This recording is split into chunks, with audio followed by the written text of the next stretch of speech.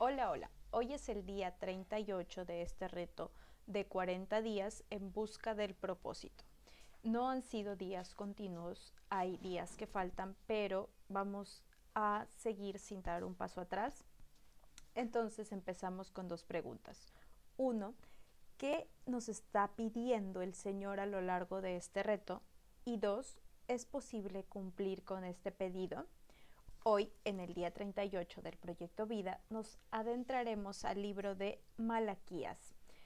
En la Biblia es el último libro del Antiguo Testamento y solo tiene 4 capítulos. Hoy día vamos a enfocarnos en el capítulo 4, que es el más pequeñito, y también vamos a conectarnos un poquito con Jesús para responder estas preguntas con las que estamos iniciando. Y bueno, veremos algunos versículos de este libro que han llamado mi atención y comentaremos antes de adentrarnos en el capítulo 4. Empezamos con Malaquías del 1 al capítulo 1, verso 5. Pero antes es importante saber que en hebreo Malaquías significa mi mensajero. Y cuando inicia este libro, el 1.1 dice, esta profecía es la palabra del Señor dirigida a Israel por medio de Malaquías.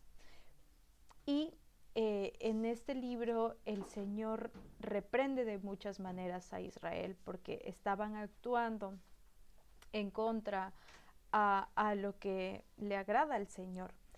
Entonces, en este capítulo 5 dice, ustedes lo verán con sus propios ojos y dirán, se ha engrandecido el Señor aún más allá de las fronteras de Israel. Y me llama la atención que eh, el Señor, esto me lleva a pensar en Jesús, que es quien rompió todas las fronteras, ya que vino a salvarnos a toda la humanidad del pecado. No solamente a su pueblo, sino también él hablaba de los gentiles y demás, vino a salvarnos a todos. Luego, en el capítulo 2, versos 5 y 6, también me llama la atención el pacto con Leví. Y dice, mi pacto con él era de vida y paz, y se la di. Era también de temor, y él me temió, y mostró ante mí profunda reverencia. En su boca había instrucción fidedigna, en sus labios no se encontraba perversidad.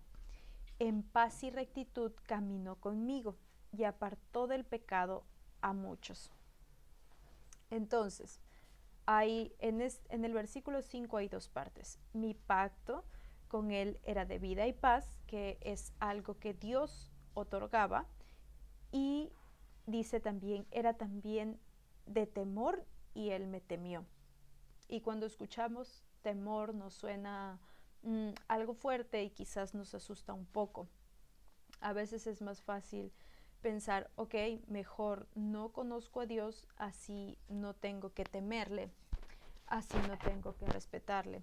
Pero en realidad este temor hacia Dios viene más del amor que del miedo. Y eh, hoy en día también es, se nos ha enseñado que debemos pensar en nosotros mismos y se lleva más hacia el egocentrismo, pero más arriba de nosotros tenemos a Dios nuestro Señor y nosotros somos sus ovejas que son guiadas por el pastor. Entonces nosotros seguimos su camino, seguimos su voluntad y no es por nuestra voluntad, porque somos seres imperfectos que se equivocan, pero la voluntad de Dios es buena, agradable y perfecta. Y eh, es por Él que trabajamos, a pesar de ser humanos y con nuestros errores. Aún así, Él vino a salvarnos y ese gran amor es lo que nos da el temor de Dios en nuestro corazón. Ah, entonces, para entender un poquito mejor, también podemos ir hacia la historia de José, que está en el Génesis 37, inicia la historia de José. En la vida de José pasaron muchas cosas y muchas dificultades, y él llega a ganarse la confianza de, de alguien muy importante en Egipto, como mm, era como el segundo al mando. El primero es como el faraón, y alguien muy importante también era Potifar. Entonces José llega hasta él, y Potifar se da cuenta que José era como un hombre de Dios, que todas las cosas salían bien cuando José estaba allí. Entonces al final él confía en él y le entrega todas sus funciones. Entonces él lo único que hacía era preocuparse por lo que comían, porque ya José lo llevaba todo. Eh, entonces José tenía toda la confianza de Potifar, y resulta que la esposa de Potifar intenta seducir a José porque era un hombre guapo y joven.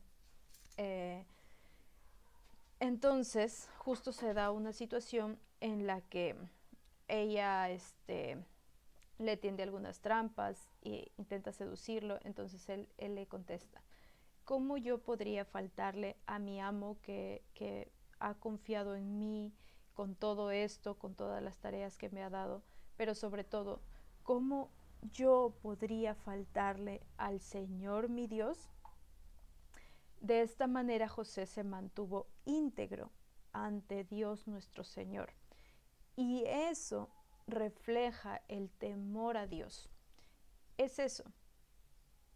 No es nada por lo que debemos sentir que no podemos. Al contrario, no, es el respeto lo que nos lleva hacia el temor a Dios.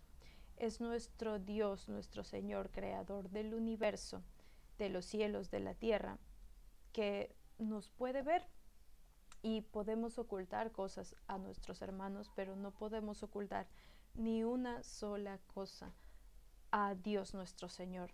Entonces, en cada cosa que hagamos podemos pensar, puedo hacer lo que quiera porque tengo ese libre albedrío, pero en realidad quiero faltarle a mi Señor, a mi Dios. Yo no puedo faltarle al Señor mi Dios. Eso es temor de Dios, que tiene también todo el sentido, porque no le faltamos a Dios, no nos faltamos a nosotros mismos, y tampoco le faltamos a nuestros hermanos. Entonces,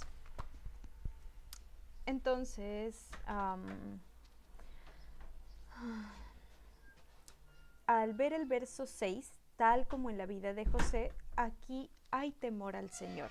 El verso 6 nos dice: en su boca había instrucción fidedigna, en sus labios no se encontraba perversidad.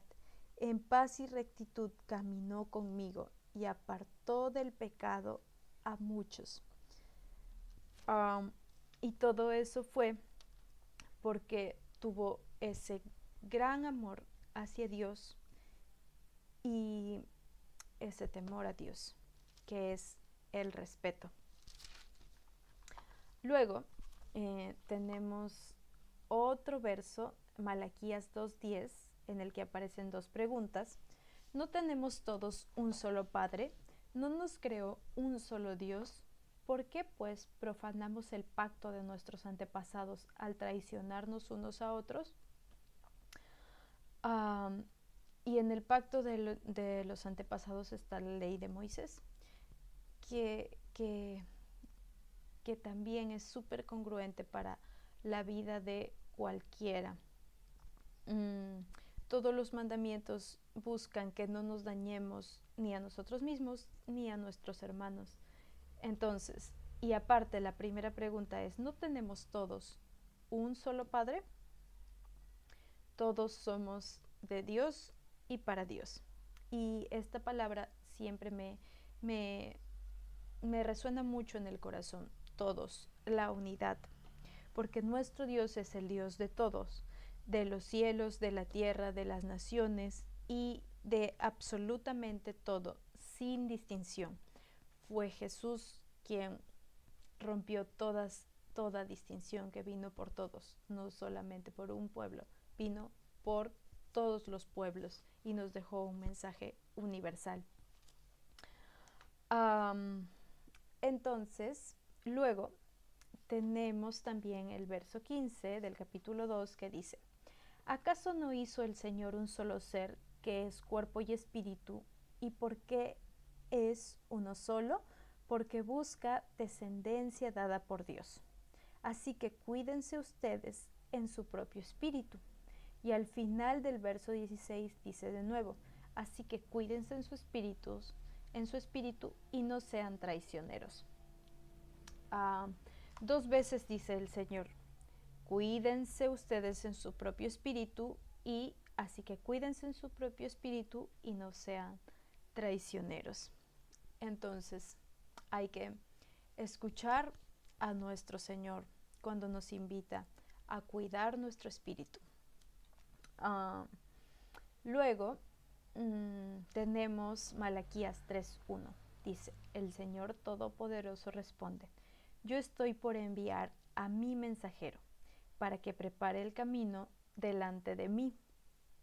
Y ya habíamos visto que esto es una profecía, y para mí esto me hace pensar en Jesús. Luego, Malaquías 3, del 16 al 17, dice: los que temían al Señor hablaron entre sí, y Él los escuchó y les prestó atención. Y luego en el 17 al final dice: tendré compasión de ellos. Entonces el Señor escucha a los que le temen. Ya pudimos hablar un poquito de qué es el temor a Dios, y acá viene una promesa, que es que el Señor escucha a los que le temen y también les presta atención. Y todavía más, nos da otra promesa en el verso 17, que es: tendré compasión de ellos. O sea que aún con todos nuestros errores, Dios nos ve, nos escucha y tiene compasión de nosotros.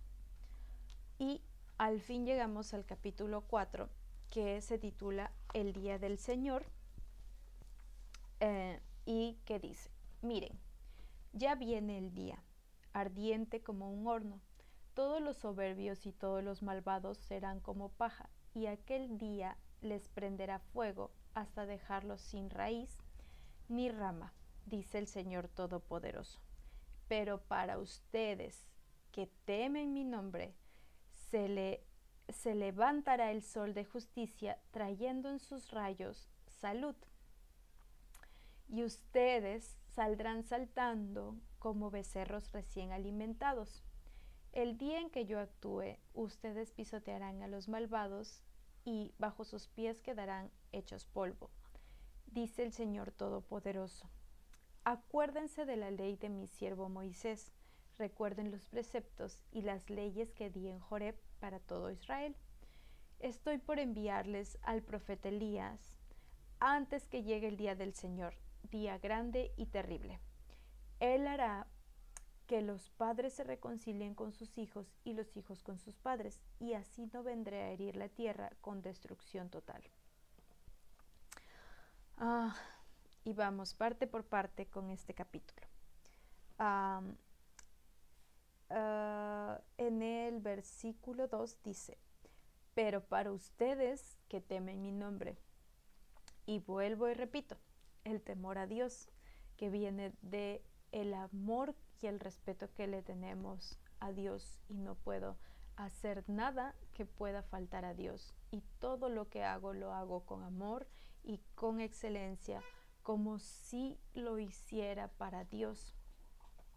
Entonces, para ustedes que temen al Señor, tenemos una esperanza, justicia, acompañada de gozo también. Dice: ustedes saldrán saltando como becerros recién alimentados. Y este animalito, un becerro, es un bebé de una vaquita, y Para los bebés, algo muy importante es su alimento. Entonces, son muy lindos cuando ya están llenitos de alimento y pueden salir felices. Entonces, pensar en nosotros con ese gozo, porque aún en el día, en un día grande y terrible, en el día que llegue el Señor, aún así podrá ver a aquellos hijos eh, le, que tuvieron temor de Él, que hicieron las cosas conforme a Dios ordenó, que no faltaron a Dios, no se faltaron por tanto a sí mismos y no faltaron a sus hermanos, incluso con nuestros errores, porque no somos perfectos. Y luego, en el verso 4, viene un mandato. Dice: acuérdense de la ley de mi siervo Moisés, recuerden los preceptos y las leyes. Entonces hay instrucciones que ya fueron dadas desde hace mucho, y con Jesús se facilitan todas esas instrucciones. Ya lo dije al inicio, Jesús dijo: puedo resumir todo en solo un mandamiento o dos, un solo mandamiento unido: amar a Dios sobre todo, amar a tu prójimo como a ti mismo. No hay más. No hay que pensar tanto en todo lo que tengo que cumplir, porque no hay más. Todo viene de el amor, ese amor de Dios que es perfecto. Va mucho más allá de nuestro entendimiento. En el verso 5, Dios nuevamente da una esperanza, como una promesa. Dice: estoy por enviarles al profeta Elías antes que llegue el día del Señor. Y aquí debemos recordar al profeta Elías. Elías fue llevado al cielo. Está un poquito en el libro de Reyes, no sé dónde más, pero en Reyes sí está un poco la historia de Elías. Y resulta que es el único personaje de la Biblia que no murió, fue llevado al cielo tal cual. Incluso en días anteriores de este reto hemos visto un poco sobre la historia de Eliseo, que fue el aprendiz del profeta Elías, y cuando Dios se llevó al cielo a Elías en un tornado, en una especie de tornado, Eliseo pudo verlo y pudo heredar el espíritu de Elías. Entonces, es una promesa que el Señor Dios, nuestro Dios, da, que va a enviar al profeta Elías, lo que me hace también pensar en Jesús, en Jesucristo. Y bueno, también dice Elías antes que llegue el día del Señor, día grande y terrible. Y también Jesús, en el Nuevo Testamento, en los Evangelios, podemos ver cuando Jesús habla de ese día final, que ya es un melón más grande que hoy no abriremos. Pero igualmente, con Jesús tenemos una esperanza. Y en el verso 6 nos dice: Él hará que los padres se reconcilien con sus hijos y los hijos con sus padres. Así no vendré a herir la tierra con destrucción total. Entonces, en el verso 6 nos muestra un camino de salvación y nuevamente nos lleva a pensar en Jesús. Y al fin podemos responder la segunda pregunta, que era: ¿es posible cumplir con este pedido? Y finalmente, ¿cuál es el pedido? En realidad, todo este tiempo a lo largo de este reto, Dios nos está hablando acerca de sus mandamientos, de el temor que debemos tener hacia Él, de, de cómo seguir su camino con todas las instrucciones que nos ha dejado en su palabra. Entonces, ¿es posible cumplir con esto, con lo que Dios nos ordena? Uh, y para cumplir con lo que Dios nos pide, pues, como ya habíamos dicho, lo más lindo es poder mirar a Jesús, porque Jesús es el camino de la verdad y la vida. Y para poder encontrar a Jesús y todas las instrucciones que nos dejó, podemos ver la palabra de Dios. Entonces, ya en los últimos días del reto, podemos darnos cuenta que para encontrar el propósito, el camino que Dios dejó en nuestro corazón, es necesario y súper importante adentrarnos en la palabra de Dios, mirar a Jesús, ver todo el mapa que Él trazó y el camino que Él dejó para poder acercarnos a la voluntad de Dios nuestro Señor, porque como ya dije, Jesús es el camino de la verdad y la vida.